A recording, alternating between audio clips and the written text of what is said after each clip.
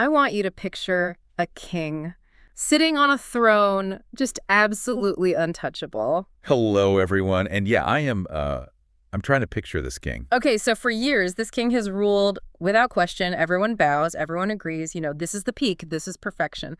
And then overnight, the king is bleeding. That's a very dramatic way to start our deep dive today. I know, it is dramatic, but it's accurate. Because today we are talking about the fall of a king, and we aren't talking about history books actually we are talking about Game of Thrones, but not in the way you think. Right. We're talking about the internet's most sacred number.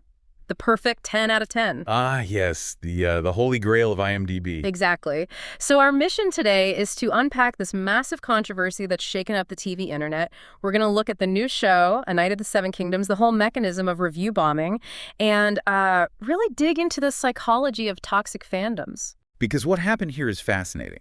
It's what we're calling the Great IMDb War.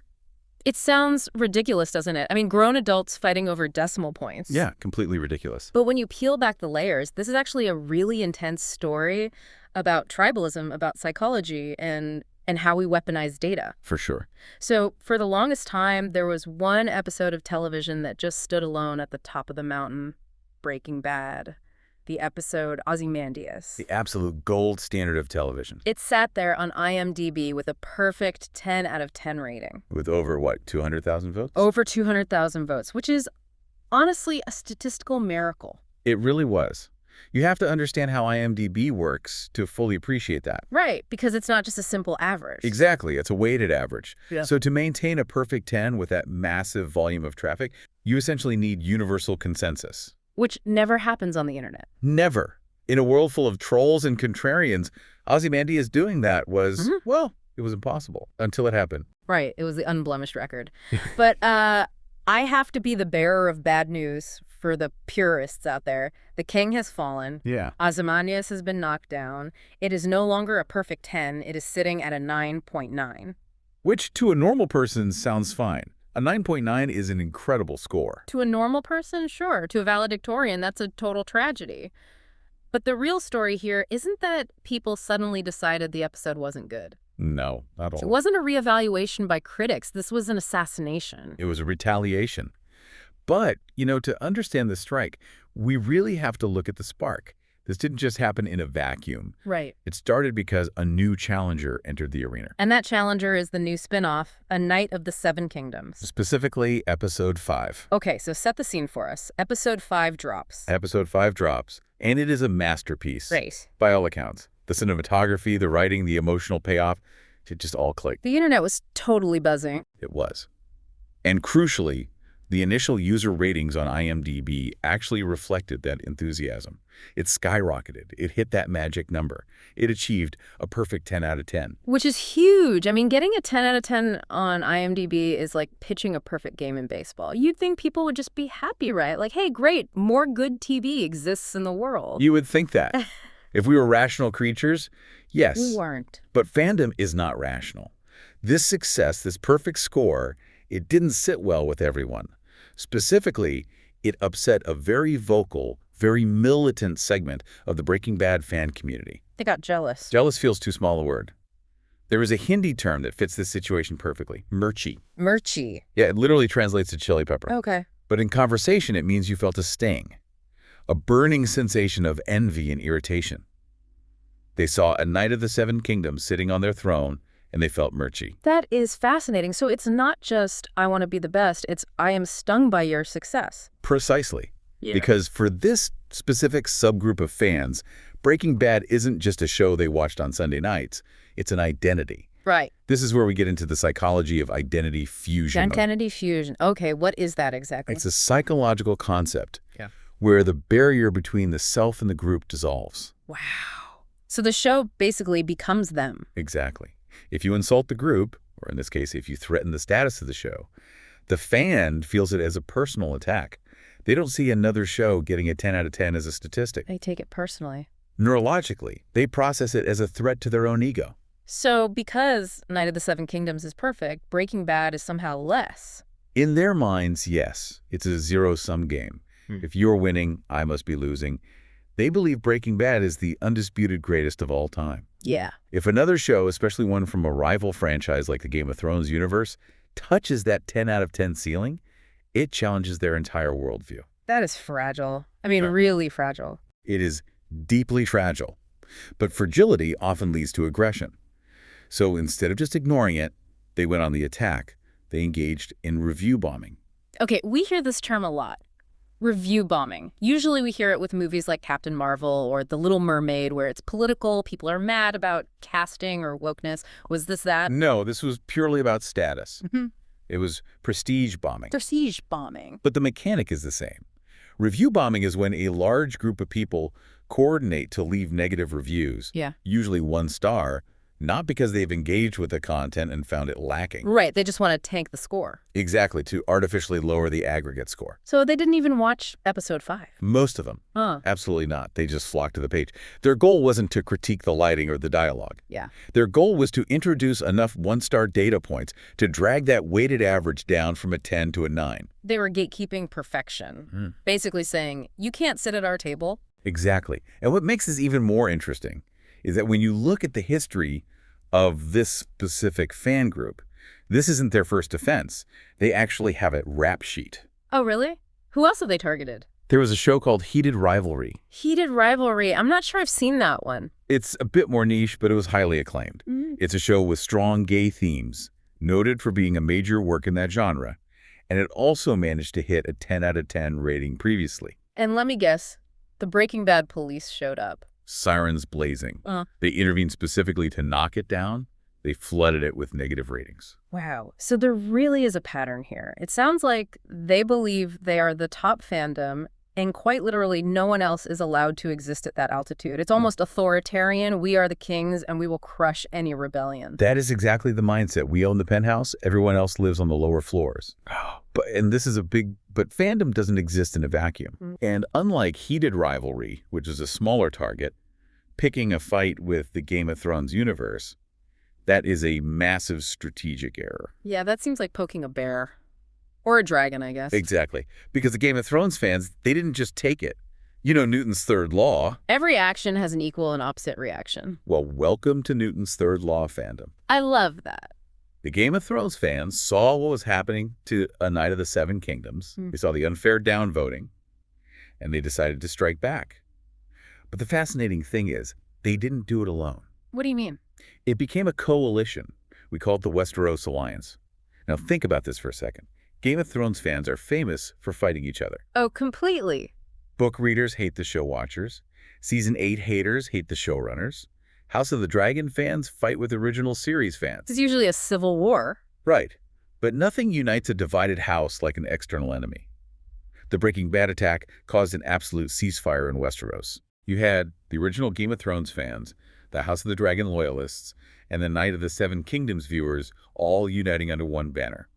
That is terrifyingly organized. It's like the Avengers assembling, but with more dragons and incest. Something like that.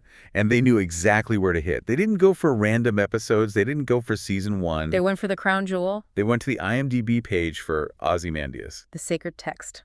The one thing Breaking Bad fans prize above all else. The one thing that gave them their superiority complex. The retaliation was swift, and it was massive. We're talking thousands of 1-star reviews pouring in for Ozymandias in a matter of hours. That is brutal. And the math of IMDb is ruthless. It doesn't care about legacy, it cares about data. When you get hit with that much negativity, the average drops. And that brings us to the current state of affairs. Ozymandias is a 9.9. The perfect record is broken. I have to admit, part of me is shocked that they actually managed to dent it. That episode has been bulletproof for a decade. It is widely considered the best hour of television ever made. Yes. But another part of me, well, if you throw stones, don't live in a glass house, right? That's the tit-for-tat dynamic. There is a phrase in Hindi, jaise ko taisa, like for like. If you take action against someone else's joy, you have to be ready for the reaction against your own pride. It's classic escalation. One side uses a knife, the other side pulls a gun. But let's look at the fallout here. Yeah. The Breaking Bad fans are reportedly devastated. Oh, they are. They're crying foul, saying, how could you do this to a masterpiece? Which is the height of irony, considering they initiated the conflict. Right. It's the classic bully mindset. I can punch you, but you can't punch me back. Exactly. But this raises a much bigger question than just who started it. We really need to distinguish between what it means to be a fan, and what we're seeing here, which is pure toxicity. Yeah, let's get into that, because I love Breaking Bad. I think it's incredible, but I also love Game of Thrones. Why do people feel the need to choose a side and then violently defend it? Why can't we just enjoy things? It comes back to that superiority. A true fan, someone who genuinely loves the medium of television, can admit that Breaking Bad is brilliant. Right. But that same fan should also be able to acknowledge that review bombing another show just because it's good, Yeah. that is wrong. It's anti-art. It seems so simple when you say it. Just enjoy the things you enjoy. But these individuals, the ones engaging in the bombing, they aren't behaving like fans. They're behaving like toxic gatekeepers. Yeah.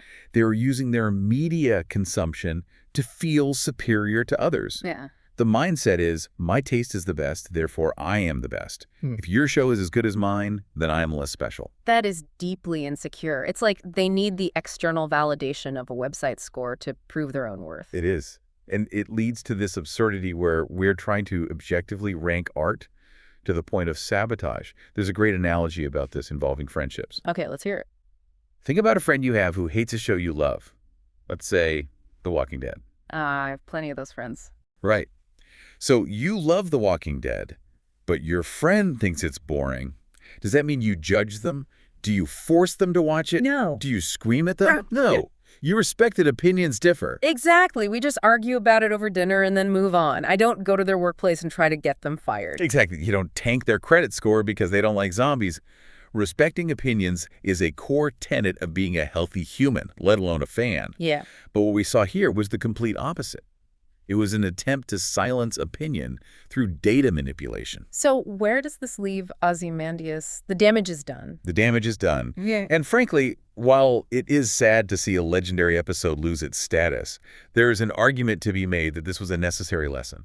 A sabak. That's the bag. Yes, a lesson. A teaching moment. The Breaking Bad toxic fringe needed to learn that they don't own the internet. They can't bully other fandoms without pushback. They thought they were the only superpower in the world. And they forgot that the Game of Thrones army is massive. It's like they forgot that Game of Thrones was the biggest show in the world for a reason. There are millions of them. And they are petty. They are very petty and they are very numerous. Waking that giant was a strategic error. So now, both sides are left with tarnished scores. A Night of the Seven Kingdoms has been bombed, and Breaking Bad has been bombed. Scorched earth. No one wins. Well, except maybe the people who thrive on the drama. But for the average viewer, it just makes the rating systems less reliable. And that's the real victim here, isn't it? The casual viewer. Absolutely. Think about someone who doesn't live on Reddit. They just want to know, hey, is this show any good? They log on to IMDb. Yeah, and they see a mess. They see a 1-star rating or they see a 9.9 that used to be a 10. Yeah. They don't know if that reflects the quality of the art or the intensity of a flame war between 20-year-olds in their basements. It devalues the entire platform. When ratings are used as weapons, they stop being useful as tools. It breaks the system. IMDb relies on good faith. It relies on people voting honestly. Once you start voting strategically, the data becomes garbage. It's a shame, because A Night of the Seven Kingdoms sounds like it earned that initial praise. And Ozymandias, I mean, come on, I rewatched it recently. It is spectacular. Both pieces of art deserve to stand on their own merits. And that is the ultimate takeaway here. If you are a fan of Lost, be a fan of Lost. Yeah. If you love From, love From. If Breaking Bad is your religion, that's fine.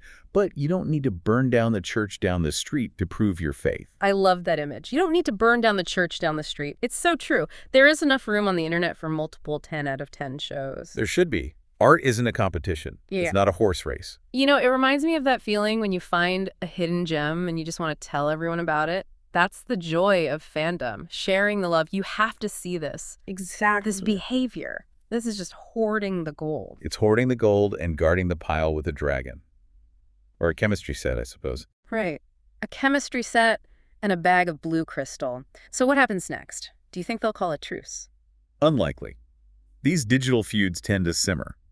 The Ozymandias score might recover over time if IMDb's algorithms identify the spam and filter it out, which they often do. Oh, that's a good point. Or it might stay a 9.9 forever as a monument to this war. But the sentiment, that hostility remains. It's the Hatfields and the McCoys. but with HBO and AMC subscriptions. On much faster internet connections. Yeah. And deeper pockets of time to waste. So as we wrap this up, I think we need to look at ourselves as consumers. We look at these numbers, IMDb, Rotten Tomatoes, Metacritic, and we treat them like gospel. Oh, it got a 92%, it must be good. Right. But this whole saga proves how fragile those numbers really are. It proves they are easily manipulated, and it proves that maybe we've outsourced our critical thinking to algorithms. That's a heavy thought. It's a bit of a wake-up call. Maybe we should stop obsessing over the decimal point and start paying attention to the actual experience of watching. That's the only metric that really matters. Did you feel something? Did it entertain you? Did it make you think? Yeah. A server farm aggregating user clicks. Can't tell you that. Only you can tell you that. Amen to that. And honestly, if you are one of the people who went online to downvote a show you haven't watched, I say this with love. Go outside. Touch some grass. Yeah. Or just watch a different show. Please, there's so much good TV out there. Just watch something else. We are living in a golden age of content. Don't waste it being angry at someone else's favorite show. It really is that simple. Well, we've covered the spark, the attack, the retaliation, and the philosophy. It's a mess, but it's our mess. The great IMDb war of our time. A war fought for nothing, costing nothing, but damaging everything. Poetic. I try. So, to our listener, here is where we leave you. We've laid out the battlefield. You've got the Breaking Bad purists on one side, clutching their chemistry sets. You've got the Westeros coalition on the other, riding their dragons. And in the middle, you have the ruins of a perfect 10 out of 10 rating, smoking on the ground. It makes you wonder about your own role in this digital ecosystem. It certainly does. Are you a soldier, or are you just trying to watch a show? Yeah. So here's the question we want you to mull over today. In this digital war, which side are you actually on? Or perhaps the better, more terrifying question is this. Can we ever actually trust a user rating score again, now that we know for a fact that they are being used as weapons? That's the question that's going to stick with me. Thanks for diving in with us. Keep watching, keep enjoying, and maybe, actually, scratch that. Definitely leave a positive review for something you actually liked today. We'll catch you on the next deep dive.